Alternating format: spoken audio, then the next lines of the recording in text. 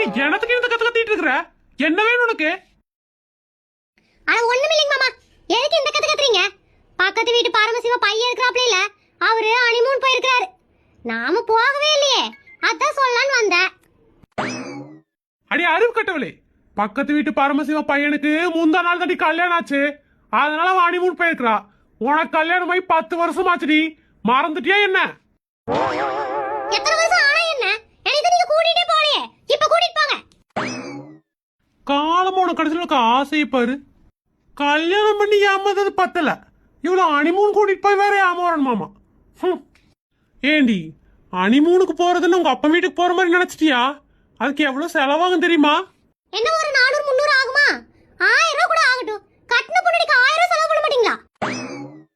ஏண்டி, குறைஞ்சது 1 லட்சமாவது ஆகும்டி. இங்க இருக்கிற ஊட்டிக்கு போனாலே 30,000-40,000 ஆகும். 1 லட்சம் ஆகுமா?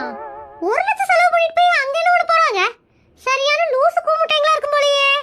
ஐயோ, 1 லட்சம் இருந்தா எங்க ஊர்ல இடமே வாங்கி போடலாமே.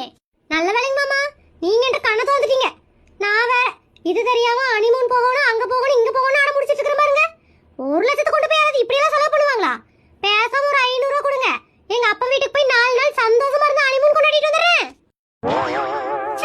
இந்த காலத்து பிள்ளைங்க எதுக்கெல்லாம் செலவு பண்ணிட்டு இருக்குதுங்க?